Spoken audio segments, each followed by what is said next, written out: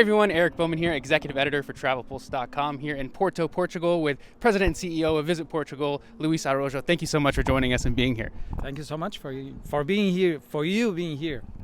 It's great to be here. I mean, Porto is absolutely beautiful. It's a stunning, beautiful, gorgeous morning here, and we're here at the Travel Trade Marketplace. And just can you tell us a little bit about the logistics of this event and the importance of it returning now since the pandemic? Well, the logistics are quite complicated, in fact, because we're bringing 120 people of the most important people that we treasure, which are our stakeholders, travel agents and tour operators from Canada and the United States.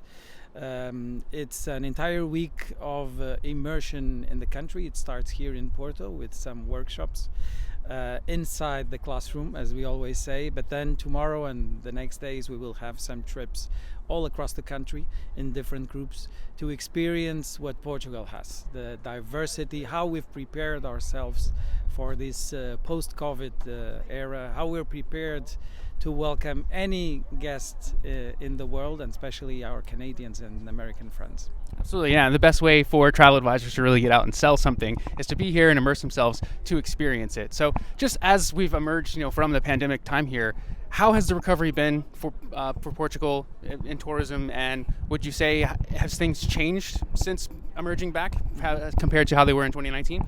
Well, in fact, these 2 years we've been pretty much focused on recovery.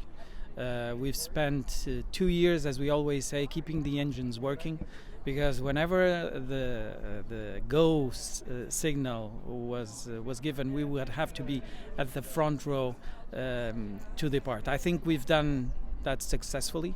We've supported our enterprises. We gave training to our workers. We've been promoting Portugal across these 2 years and across the main markets. And 2022 has been a very positive year. In fact, we've grown 15% compared with 2019.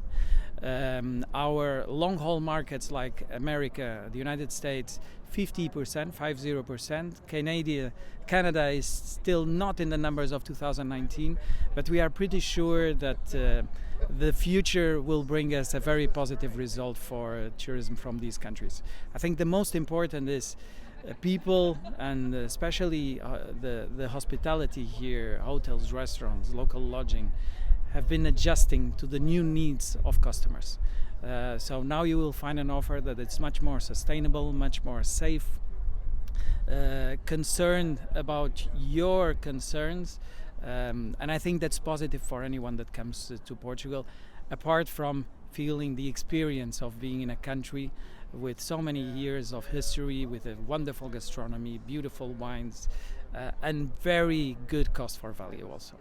There's a lot to learn and love about this destination for sure, as these advisors here at the marketplace are immersing themselves in the classes and everything and getting out and experiencing different parts of the region here. But I'm curious too, is there like a target clientele for here? Are there more common types of travelers that come to Portugal that you've seen so far and obviously are going to expand upon?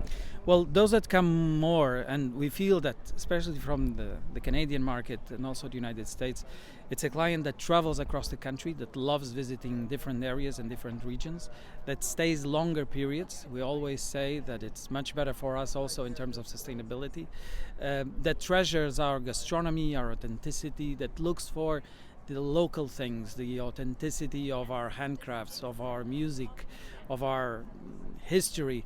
I would say that's the new trend of customer. A customer that enjoys, that wants to stay longer periods in the country. And most important for us, I think it's vital for the visibility and the sustainability of the country. But we always say that more than just attracting a customer, we want to attract someone that recognizes our value. We have something to say to the world. We need to travel better. That's definitely. We need to have more sustainable activities. We need to travel in a way that we protect the environment and respect the society where we go. So what we are attracting is people that is concerned about that. So that's our goal right now. It's not attracting someone to come visit and never think about Portugal anymore. It's attract someone that thinks about Portugal and that recognizes that Portugal has something wherever you are, whatever you do, and whoever you love. So this is the kind of destination we're promoting right now. And just as it compares to all of Europe, what would you say to the American traveler out there and travel agents that you have to offer that separates you from other countries in Europe? Well, I would say, well, that's a very difficult question. I would say we're not really worried of what makes a difference. We're worried of how we work and what we do. And what we do is treating everyone as a friend.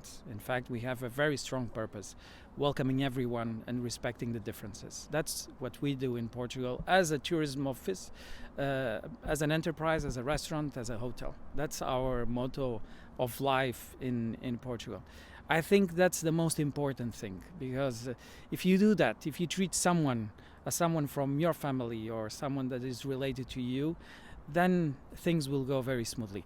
In fact, as we've just launched a campaign in the United States that says close to us. And the motto of the campaign was, when you treasure something, you keep it close. We like keeping our friends close. So I think the Canadians feel that when they come to Portugal also.